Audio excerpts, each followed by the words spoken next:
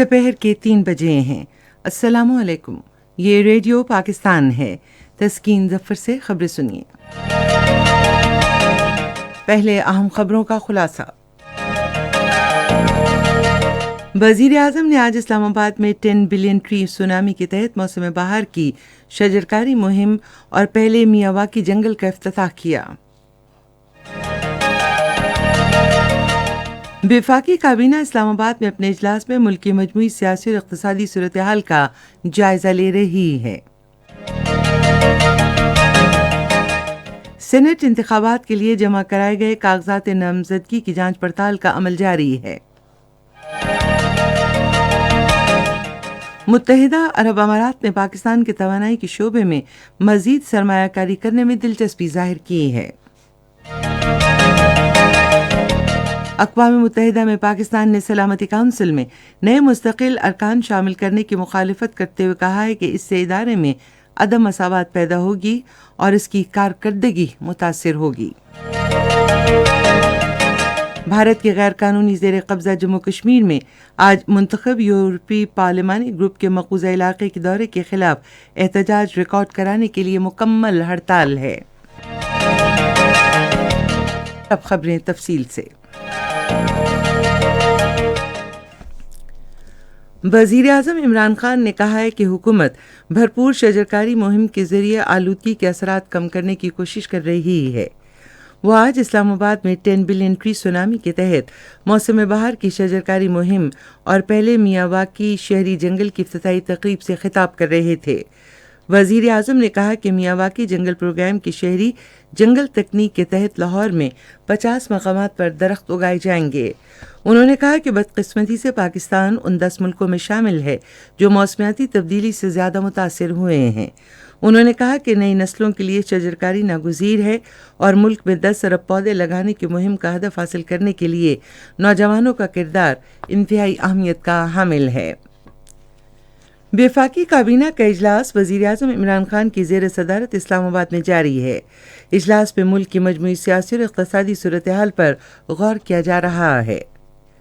Saint انتخابات کے لیے جمع کرائے گئے کاغذات نامزدگی کی جانچ پڑتال کا عمل جاری ہے۔ الیکشن کمیشن کے مطابق مجموعی طور پر 170 امیدواروں نے اپنے کاغذات نامزدگی جمع کرائے ہیں۔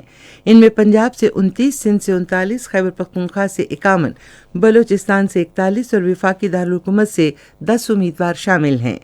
کاغذات کی جانچ پڑتال کا عمل کل تک جاری رہے گا۔ امیدوار کاغذات نامزدگی منظور یا مسترد کیے جانے کے خلاف ہفتے کے روز اپیلیں دائر کر سکتے ہیں اور ان اپیلوں کو نمٹانے کی آخری تاریخ 23 فروری ہے۔ امیدواروں کی نظر ثانی شدہ فہرست 24 فروری کو آویزاں کی جائے گی۔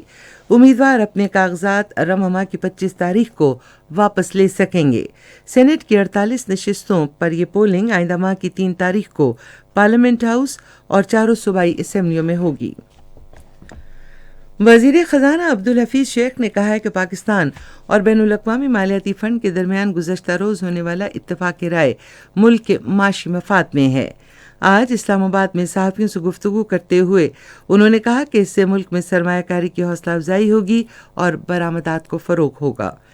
وزیر خزانہ نے کہا کہ وزیر اعظم عمران خان کی توجہ لوگوں کی خوشحالی اور ملک کے وقار کو فروغ دینے پر مرکوز ہے۔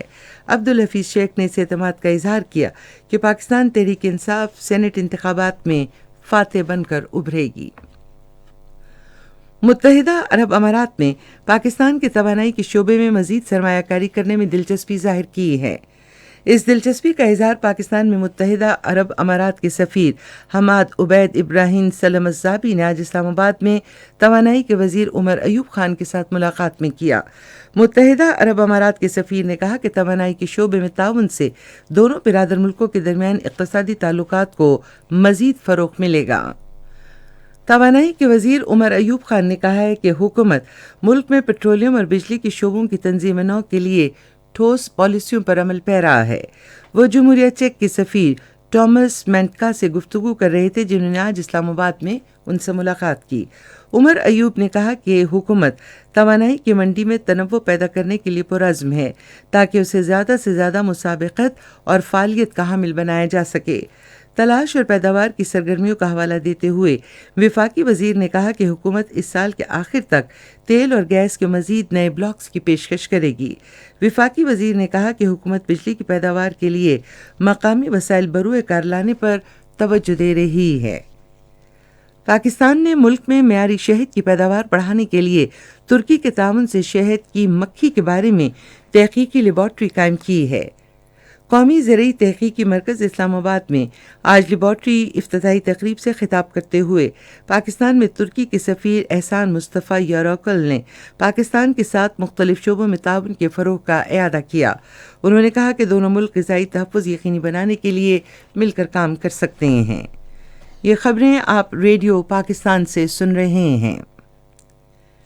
اقوام متحدہ میں پاکستان نے سلامتی کونسل میں نئے مستقل ارکان کو شامل کرنے کی مخالفت کرتے ہوئے کہا ہے کہ اس سے عدم مساوات پیدا ہوگی اور کونسل کی کارکردگی متاثر ہوگی۔ بین الحکومتی مکالمے کے لائحہ عمل کے اجلاس سے خطاب کرتے ہوئے اقوام متحدہ میں پاکستان کے مستقل مندوب منیر اکرم نے غیر مستقل ارکان کی تعداد بڑھا کر سلامتی کونسل کی تشکیل نو سے متعلق پاکستان کے اصولی موقف کا اعادہ کیا تاکہ جامع اصلاحات کا مقصد حاصل کیا جا سکے۔ منیر اکرم نے کہا کہ اصلاحات کا عمل صرف باہمی مشاورت اور اتفاق رائے سے ہی آگے بڑھایا جا سکتا ہے۔ بھارت کے غیر قانونی زیر قبضہ جموں کشمیر میں یورپی پارلیمانی گروپ کے علاقے کے دورے کے خلاف احتجاجاً آج مکمل ہڑتال ہے۔ اس دورے کا اہتمام بھارتی حکام نے کیا ہے تاکہ عالمی برادری کو علاقے کی زمینی صورتحال سے متعلق گمراہ کیا جا سکے۔ ہڑتال کی اپیل کل جماعتی حریت کانفرنس نے کی ہے۔ تمام دکانیں، کاروباری مراکز بند ہیں اور سڑکوں پر ٹریفک معطل ہے۔ حریت رہنماؤں اور تنظیموں نے اپنے الگ الگ بیانات میں کہا کہ بھارت پہلے ہی عالمی برادری کو گمراہ کرنے کی کوششوں میں بری طرح ناکام ہوا ہے اور آئندہ بھی یہ ناکامیوں سے دیکھنا پڑے گی۔ ادھر بھارتی حکام نے آج یورپی سفیروں کے دورے سے پہلے مقبوضہ علاقے میں صورتحال پر امن ظاہر کرنے کے لیے سری نگر شہر کے مختلف حصوں سے بہت سے بنکرز کاٹ دیے ہیں۔ ممتاز بھارتی تاریخ دان راما چند گوہا نے مودی کی سربراہی میں بھارتی حکومت کو ملک میں جمہوری روایات کی خلاف ورزی پر کڑی تنقید کا نشانہ بنایا ہے۔ ایک مضمون میں انہوں نے کہا کہ مودی حکومت انسانیت، تہذیب اور شفافیت کی اقدار سے عاری حکومت ہے جو صرف اقتدار پر گرفت رکھنا چاہتی ہے۔ عرب اتحاد میں حوثی باغیوں کی جانب سے سعودی عرب کے شہر خامیس مشتعد کی طرف سے داغے گئے دھماکہ خیز مواد سے لیس ڈرون کا تعاقب کر کے اسے مار گرایا۔ ایک بیان میں اتحاد نے کہا کہ حوثی باغیوں کی جانب سے شہریوں کو مسلسل نشانہ بنانے کی کوششیں جنگی جرائم ہیں۔ ادھر امریکہ نے حوثی باغیوں پر زور دیا ہے کہ یمن کے شہر ماریب کی جانب پیش قدمی روک دیں۔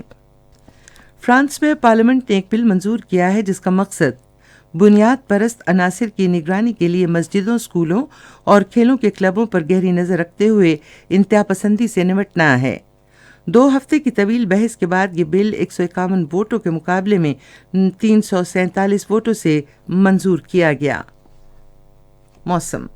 محکمہ موسمیات کی پیشگوئی کے مطابق آئندہ 12 گھنٹے کے دوران ملک کے بیشتر حصوں میں موسم سرد اور خشک رہنے کا امکان ہے، تاہم پنجاب کے بعض میدانی علاقوں میں دھند چھائی رہے گی۔ آج ریکارڈ کیا گیا بعض شہروں کا درجہ حرارت: Islamabad 23 degree centigrade, Lahore 21، Karachi 31، Peshawar 25، Quetta 20، Gilgit 17، Murree 16، Muzaffarabad 24 degree centi grade. Bharat کے غیر قانونی زیر قبضہ جموں کشمیر کے بارے میں محکمہ موسمیات کی پیشگوئی کے مطابق لیہ، اننت ناگ، شوپیاں، پلوامہ، بارہمولہ، سری نگر اور جموں میں موسم شدید سرد اور خشک رہنے کی توقع ہے۔ آج ریکارڈ کیے گئے درجہ حرارت سری نگر، شوپیاں، پلوامہ، اننت ناگ میں 6 ڈگری سینٹی گریڈ، جموں 19 اور لیہ -5 ڈگری سینٹی گریڈ۔